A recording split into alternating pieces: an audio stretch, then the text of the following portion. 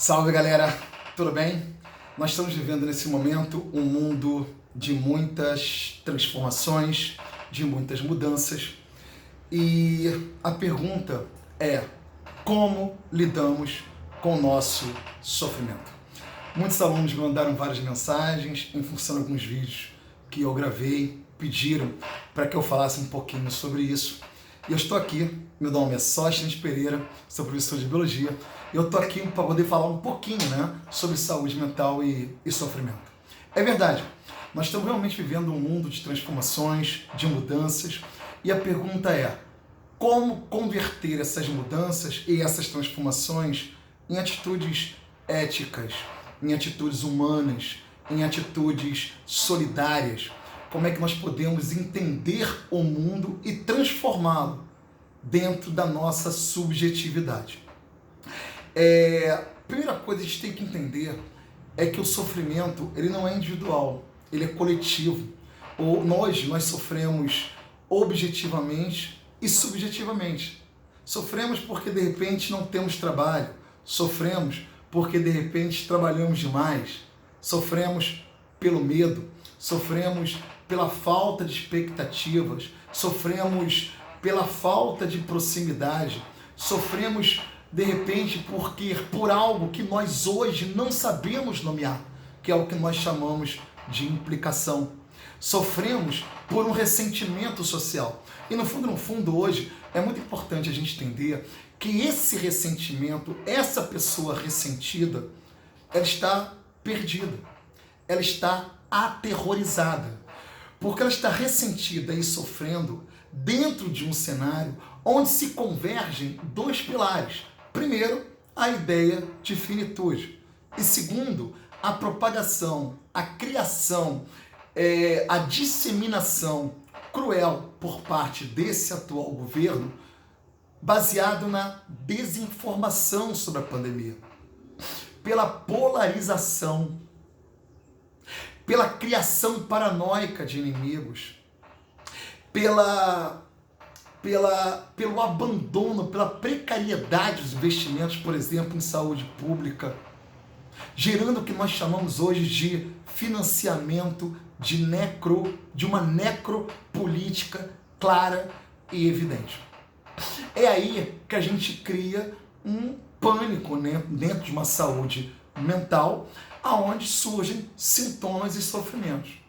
Eu gostaria muito de me pautar no sofrimento, porque ele é tratável, e não nos sintomas. Vou te falar por quê.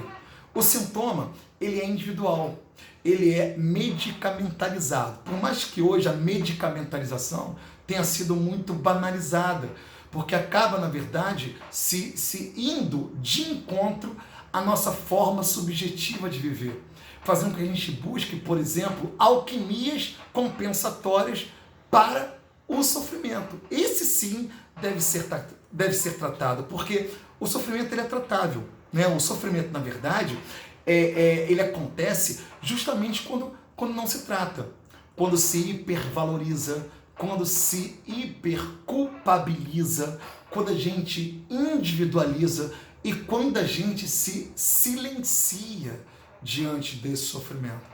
Então o sofrimento ele nasce justamente nesse cenário, né, de culpa, de necessidade de aprovação, de individualização, de negação, né?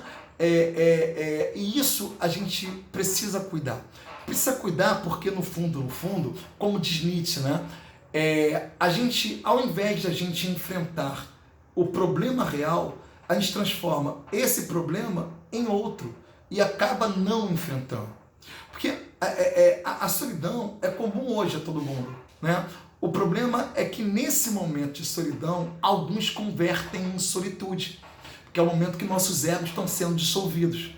É no momento que a gente está sem projetar uma imagem, sem ter saídas, sem ter viagem, convivendo com tudo que nós temos de bom e de ruim. Aquele que é fóbico fica mais fóbico, quem é depressivo fica mais depressivo, quem é ansioso fica mais ansioso. E a pergunta é: o que nós podemos fazer diante desse grande desafio? Bom, gente, eu tenho algumas ideias, que na verdade não são coelhos da cartola, são simplesmente ideias. Primeiro, não vamos sentir culpa, não vamos sentir punidos por não termos hoje o direito de ir e vir. Não vamos ser intolerantes, não vamos ser reativos, irritados, diante de um cenário onde a gente não tem controle, onde o sofrimento objetivo ou subjetivo, ele fica muito maior. Não vamos ter medo de algo que hoje nós não podemos nomear. É nesse processo de interiorização, de medo por aquilo que nós não podemos nomear, que nasce justamente a ansiedade. Vamos prospectar uma pesquisa sobre nós mesmos. Vamos abrir a porta, nem que sejam pelos piores ângulos, e enfrentar aquilo que nós somos de verdade. Porque isso, na verdade, é quem nós somos. Né? Precisamos olhar para essa ideia de finitude e seguir em frente.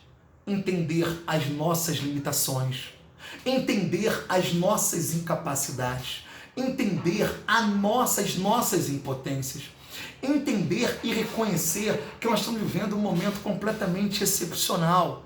Vamos reduzir as nossas metas, não criar muitas expectativas, não sentir culpa por aquilo que nós não conseguimos fazer. E outra, não vamos nos silenciar. É muito importante entendermos que o sofrimento é narrativizado e você sempre vai ter alguém para escutar. E diante do sofrimento, a melhor saída é ter alguém para escutar. E se você tiver alguém perto de você vivendo isso, escute. Escutar é a melhor saída. Porque no fundo, é o momento que nós estamos nos comparando com muita gente, com todo mundo, com olhar para as pessoas que têm muito sucesso e para outros que de repente estão piores do que a gente. E aí a gente acaba ou se diminuindo ao olharmos para alguém que está melhor para a gente do que a gente, ou de repente diminuindo alguém, porque ele está pior. E a gente esquece de olhar para nós mesmos e tratarmos disso que nós temos, que é fundamental, que é o sofrimento, que não é só nosso, é coletivo. É uma jornada longa, uma travessia, que nós não sabemos qual é o final. Não adianta perguntarmos quando é que vai acabar, quando não vai. Vamos viver um dia de cada vez e termos coragem de sermos imperfeitos. Tá legal? Um beijo, galera. Espero que vocês tenham gostado. Um forte abraço. A gente se vê no outro momento. Caso vocês queiram algum bate-papo de algum assunto, estaremos aqui. Um beijão.